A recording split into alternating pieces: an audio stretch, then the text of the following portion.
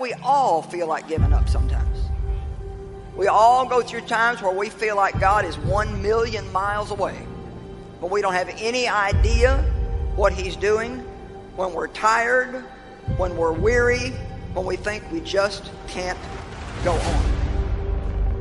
Most people are afraid to set great dreams and set big goals because of the fear of failure.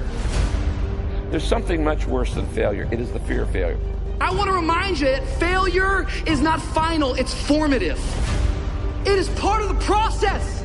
It's part of the journey. Your failure matters as much as your success. How do you think you're going to grow if you don't ever fail? Yet some of you have failed and you have decided, well, guess what? I'm a failure. No, failure is an event. It is never a person. I need you to make up in your mind that the only way you can lose is if you quit. I just need you to keep going. First, you cannot give up. When you enter into your long season, you've got to give it all you've got. When people go into a season of struggle, the first thing that they want to do is take a sabbatical. But whenever trouble comes, the only way that you can get through trouble is work your way through it. Make a declaration to yourself. Declare all-out war that you're going to get out of this rut. I suggest to you that if you are facing a challenge, don't stop. Stay busy. Work your plan. Don't confuse movement with progress. In order to achieve your goals, you must apply discipline, which you have already done, and consistency every day. You have to work at it. Every day, you have to plan. Every day. You've heard the saying, we don't plan to fail, we fail to plan. Hard work works. Working really hard is what successful people do. And I can tell you from my own personal experience, don't give up then. Develop your own compass and trust it. Take risks. Dare to fail. Remember, the first person through the wall always gets hurt. You're going to fall down, but the world doesn't care how many times you fall down as long as it's one fewer than the number of times you get back up. If you want to grow up, you want to be mature, there is no way to do it without pain. You can't grow up on easy street. And the very thing that discourages you is the very thing that develops you.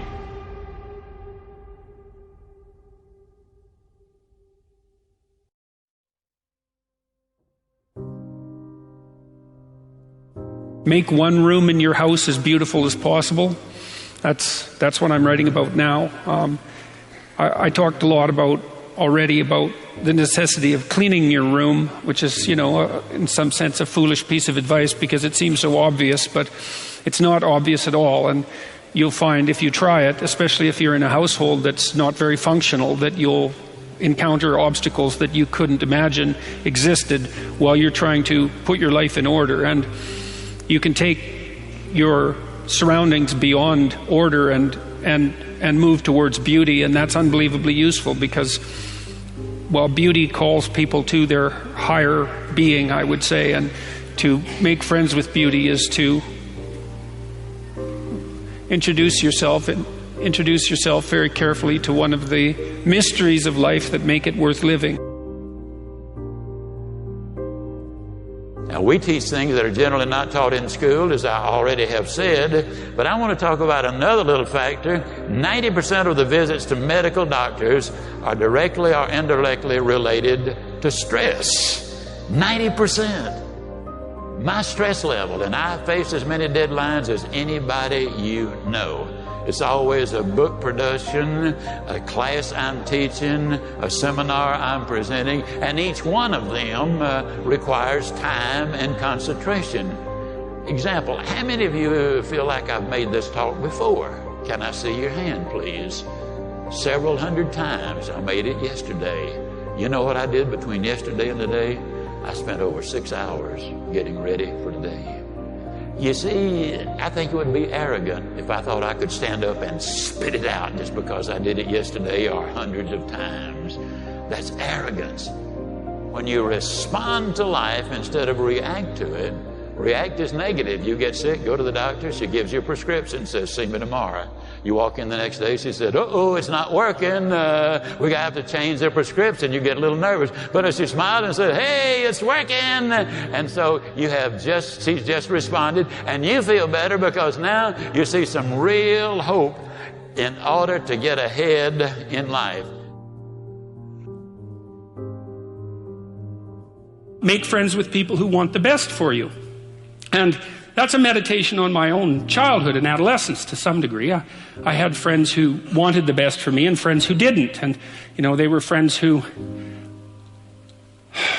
some of them were aiming up and some of them were aiming down. And if you have a friend that's aiming down and you do something that's aiming up, then they're generally not that happy about it. They try to top your accomplishment with one of their own, hypothetical or real, or put down what you're doing, or offer you a cigarette if you're trying to quit and you've kind of done that successfully, or a drink if you've been drinking too much and are trying to stop being an alcoholic, or they're cynical and bitter and devoted towards no good. And sometimes that's family members too, and sometimes it's even part of you, But this chapter is an injunction to people, is like you have an ethical responsibility to take care of yourself, you have an ethical responsibility to surround yourself with people who have the courage and faith and wisdom to wish you well when you've done something good, and to stop you when you're doing something destructive.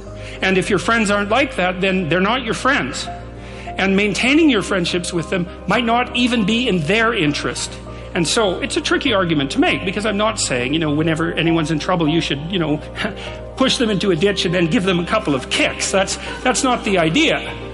The idea is that, but I had a couple of rules I didn't write about. One was be careful about whom you share good news with, and another was be careful about whom you share bad news with. And those rules ring in people's minds quite quickly. A friend is someone you can share good news with, You go to them and you say, hey, look, this good thing happened to me. And they say, look, I'm so happy that happened to you. Like, way to be. And they don't think, God damn it, why didn't that happen to me? And you didn't deserve it. Here's a bunch of reasons you're stupid and why it won't work. It's like, that's not helpful. And so I would say, if people are, the other thing people are doing, if they're trying to drag you down, let's say, is they're trying to see if you'll put up with it. Because they have this idea that maybe life isn't worth living and things aren't good, and that if they can besmirch, let's say, to use an archaic term, something that's pristine and good, then they demonstrate to themselves that there is no true ideal and that there's no necessary reason to be responsible and to strive forward. And so they use you as a test case. I'll just push you down into the low lobster bin and see how you respond. And if you put up with it, then yeah, my cynicism is fully justified. If you take people and you expose them voluntarily to things that they are avoiding and are afraid of, that they know they need to overcome in order to meet their goals, their self-defined goals. If you can teach people to stand up in the face of the things they're afraid of, they get stronger. And you don't know what the upper limits to that are, because you might ask yourself, if for 10 years, if you didn't avoid doing what you knew you needed to do, by your own definitions, right, within the value structure that you've created, to the degree that you've done that, what would you be like?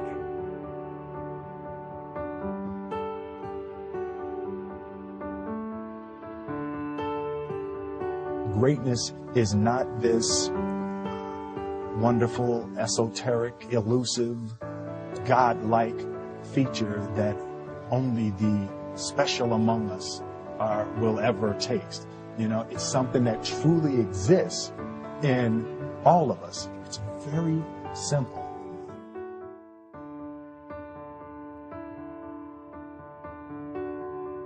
I told myself that this might be your current circumstances, but this will not be how the story ends. All you have to do, E.T., is to survive today. My glory,